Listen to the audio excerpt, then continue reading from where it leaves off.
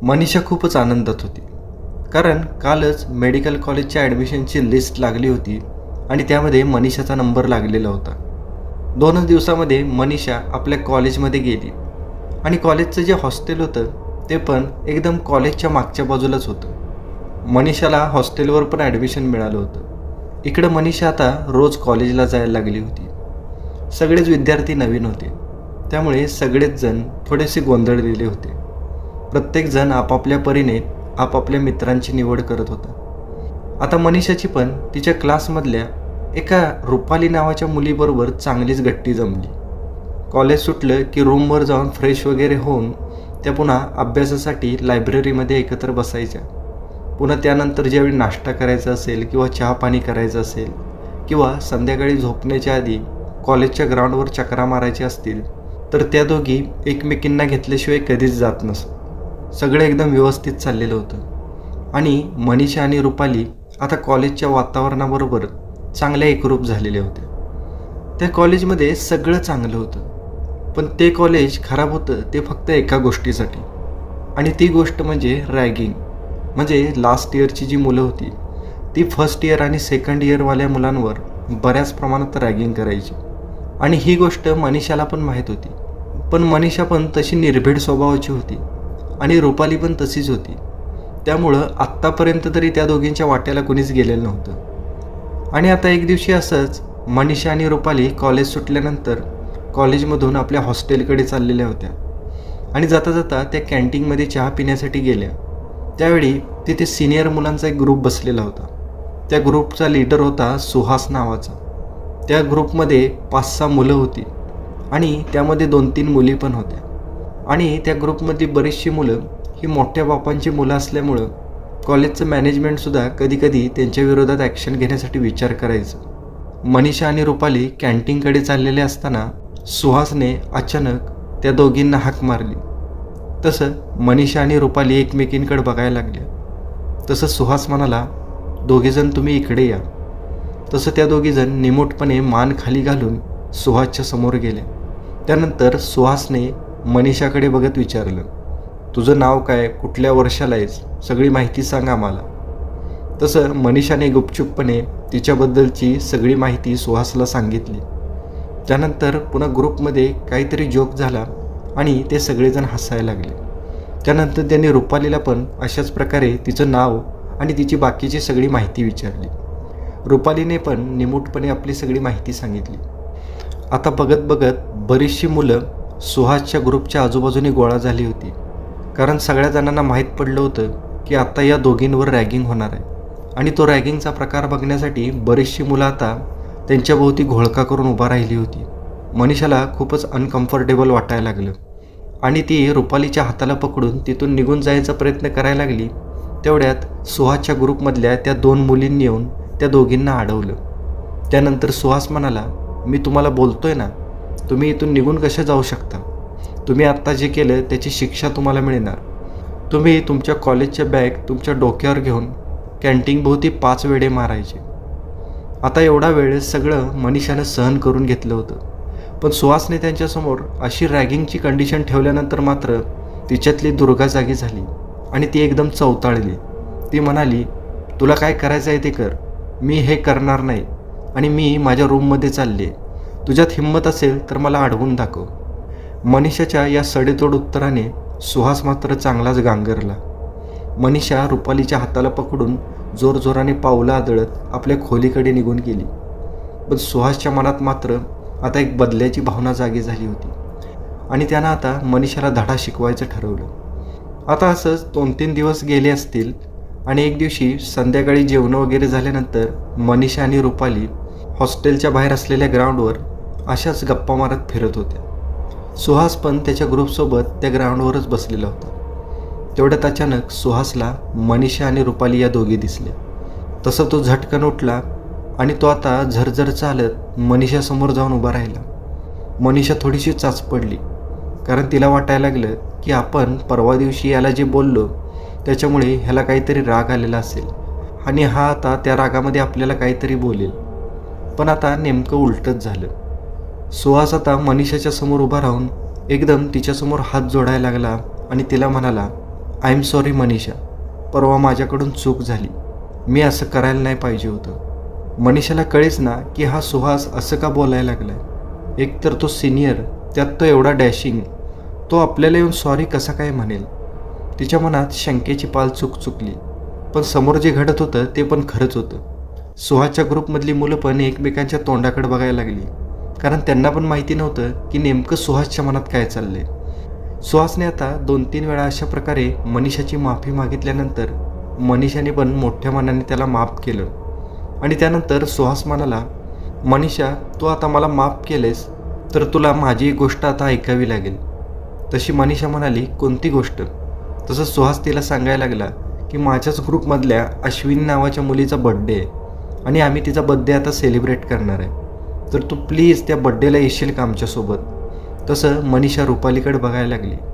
रुपाली तिला नको म्हणून खुणवत होती, पण पुन्हा सुहासने फोर्स केल्यानंतर मात्र मनीषा आणि रुपाली त्या बड्डेसाठी जायला तयार झाले. आता सुहाससोबत त्या दोघी कॉलेजमध्ये गेल्या.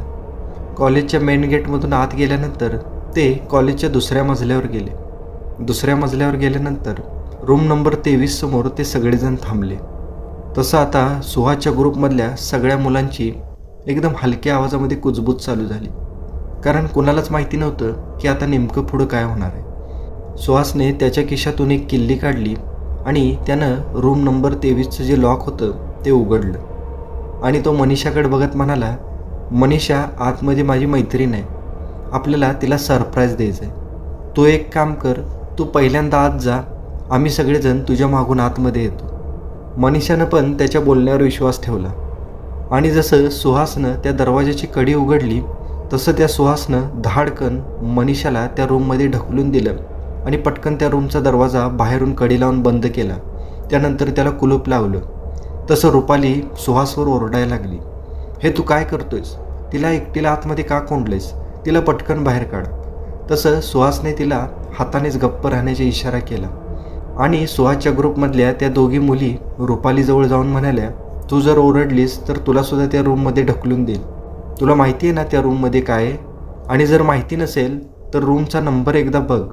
तसं रुपालीनं त्या खोलीचा नंबर बघितला तसे तिचे डोळेच पांढरे व्हायची वेळ आली. काय होतं नेमकं त्या रूम नंबर 23मध्ये?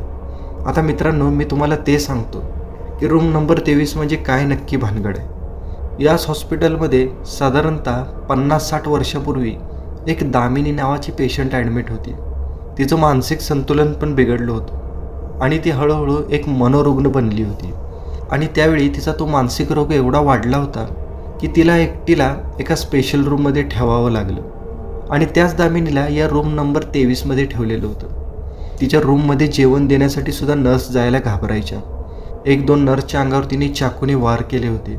एका कंपाऊंडरच्या पाठीमध्ये तिने कात्री पण भोकसली होती. आणि आता हॉस्पिटलने ठरवलं की दामिनीला एका मेंटल हॉस्पिटलमध्ये शिफ्ट करावं.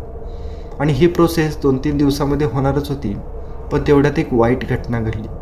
सकाळी ज्यावेळी नर्स दामिनीला जेवण देण्यासाठी त्या रूममध्ये गेली त्यावेळी रूमचा दरवाजा उघडला तर दामिनीने स्वतःच्या गळ्याला फास लावून घेतलेला होता.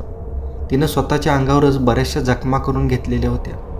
आणि तिनं फास घेतल्यामुळं तिची जीभ हातभर बाहेर आलेली होती. डोळे पूर्णपणे बाहेर पडलेले होते.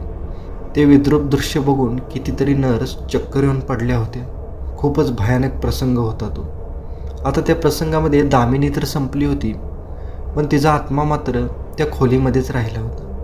कारण त्यानंतर बरेचसे पेशंट त्या स्पेशल रूममध्ये ॲडमिट झाले होते, पण त्यांना सगळ्यांना दामिनीच्या आत्म्याची प्रचिती यायला लागली. त्यांना सारखं जाणवायचं की त्यांच्या रूममध्ये कुणीतरी आहे. आणि बरेचसे पेशंट तर रात्रीच ती रूम सोडून पळून गेले होते. दामिनीचा किस्सा त्यावेळी खूपच गाजला होता. हॉस्पिटलची पण त्यामुळं बदनामी व्हायला लागली होती. त्यामुळं हॉस्पिटलच्या प्रशासनानं एक निर्णय घेतला. त्यांनी ती रूम नंबर 23 आता पेशंटसाठी बंद करून त्या रूममध्ये प्रयोगशाळा बनवली होती. आणि त्या रूममध्ये त्यांनी मृत मानवी शरीराचे सगळे अवशेष ठेवले होते. मेडिकल कॉलेजच्या मुलांना अभ्यासासाठी त्या रूममध्ये नेलं जायचं. त्यांना सगळ्या अवयवांची ओळख करून दिली जायची. ते सगळे अवयव मोठमोठ्या काचेंच्या बरण्यामध्ये एका रसायनामध्ये व्यवस्थित ठेवलेले होते. असा त्या रूम नंबर 23चा इतिहास होता. आणि त्या रूममध्ये सुहासने आता मनीषाला ढकलून दिलं होतं. मनीषा 5 मिनटं खूप ओरडायला लागली. ती गयावया करायला लागली.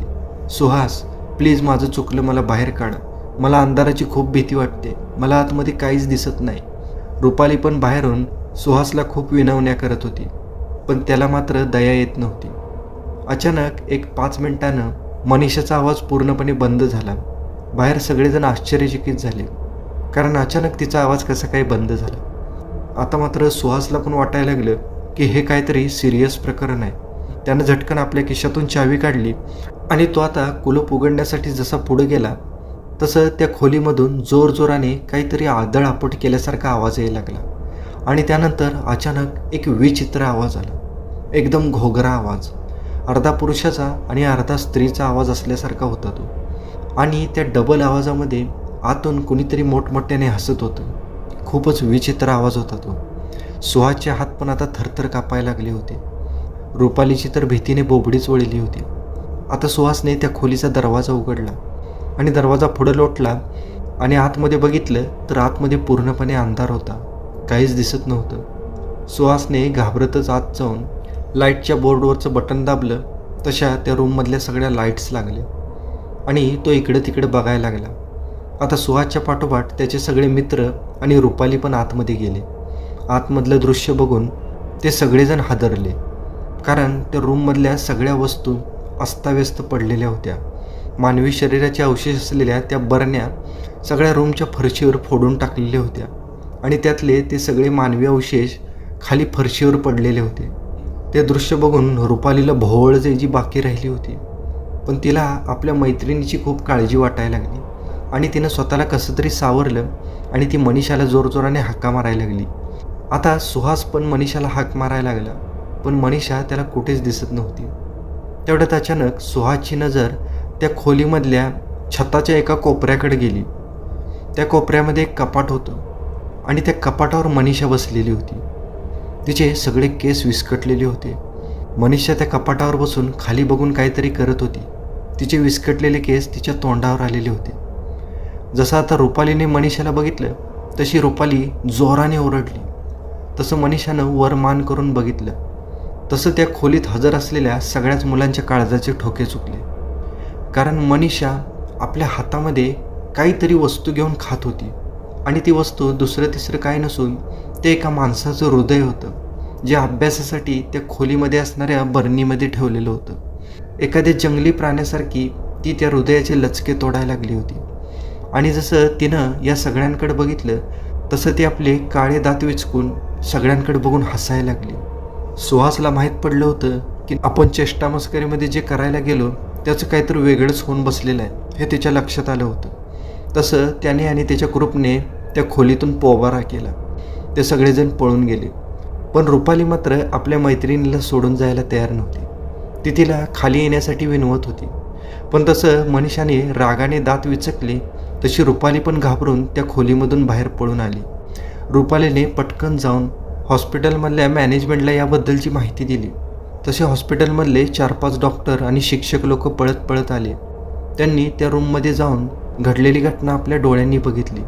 6-7 जणांनी मिळून रुपालीला कसं तरी कंट्रोल केलं आणि तिला रूममधून बाहेर आणलं, पण रुपाली मात्र खूपच वेड्यासारखं वागत होती.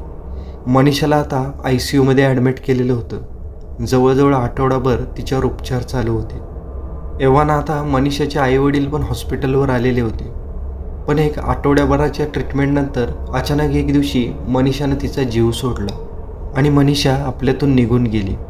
ज्या मुलांनी रॅगिंग केलं होतं ती पण मोठ्या बापांची मुलं असल्यामुळं त्यांच्यावर पण जास्त काही मोठ्या कारवाया झाल्या नाहीत. रुपालीवर पण दबाव तंत्र वापरून तिला पण गप्प करण्यात आलं, पण रुपालीच्या डोळ्यासमोर मात्र मनीषाचा तो निष्पाप चेहरा सारखा यायचा आणि तिला खूपच वाईट वाटायचं की या रॅगिंगमुळं आणि एका अतृप्त आत्म्यामुळं कसा तिच्या जिवलग मैत्रिणीचा जीव गेला.